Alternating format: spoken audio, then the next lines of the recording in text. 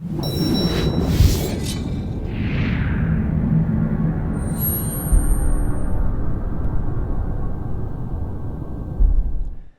m'appelle Len Bastien. Je suis le sous-ministre adjoint gestion d'information pour la Défense nationale. What's interesting is we have two corporate roles.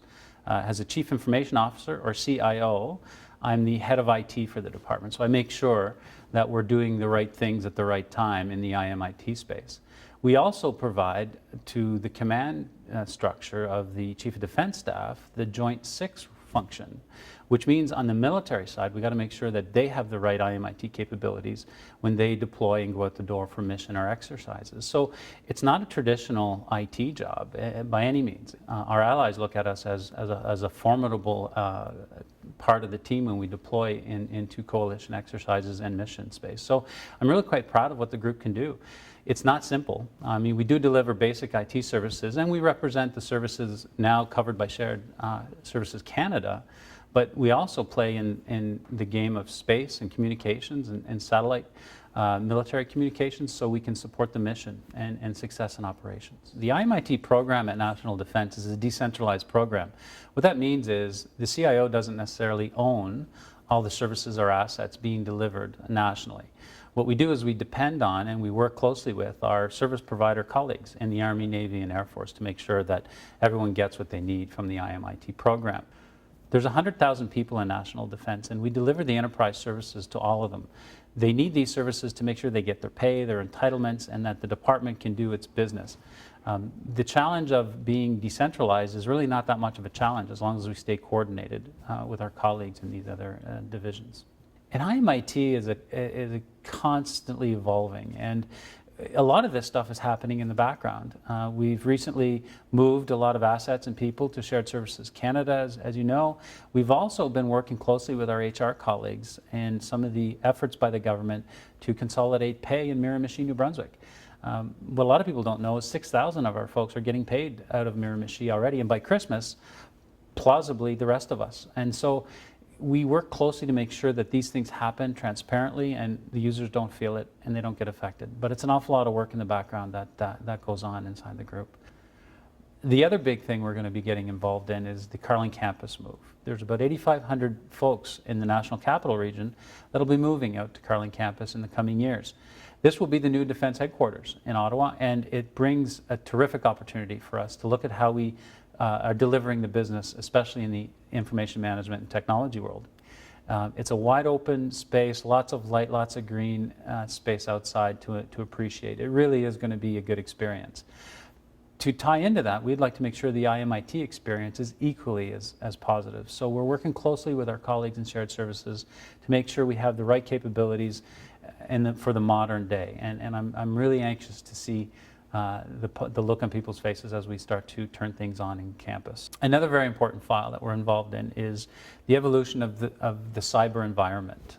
Non-traditional environment, it's not land, air, or water, but it is a very real problem on a global scale. National Defense has a responsibility to defend its networks and support the mission, but we also are part of the government and the government program to deal with cyber. We'll be very active in this space. We currently have a considerable amount of assets and cyber warriors ready to go. We're going to grow and evolve that in the coming years, and really we're going to work closely with the commanders of the environments to make sure we have the right capability in the right place at the right time. I think cyber will be the next big environment. I think members of the defense team can contribute really in three ways.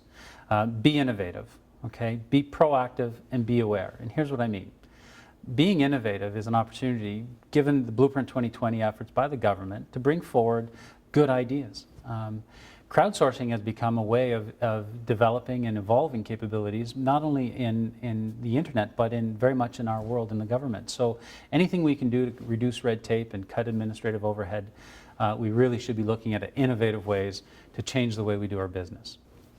On the proactive side, we want users to be aware of what's available to them. We put a lot of services out there and we make them available, but again, it's up to the users to become informed and trained on how to use those tools.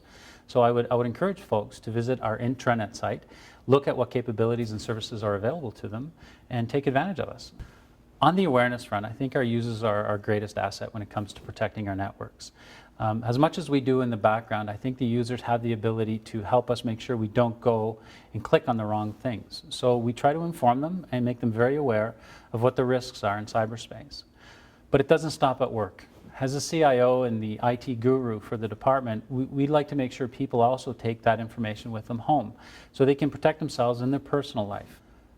Ça donne que le mois d'octobre serait un temps idéal de réviser vos pratiques en cybersécurité chez vous comme au bureau.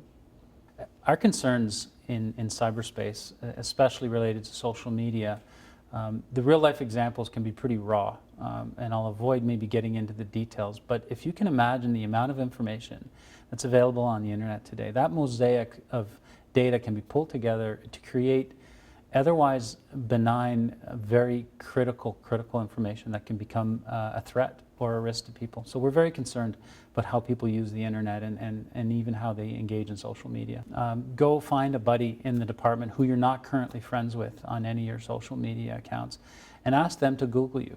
Ask them to look you up in that social media environment and see what they see. Yeah, I think you'd be a little bit uncomfortable with the amount of information most people are letting go without checking. It's one thing to let your friends see some of this stuff, but what a lot of people don't realize is the public can still see it, and that creates an environment where information can be used against us.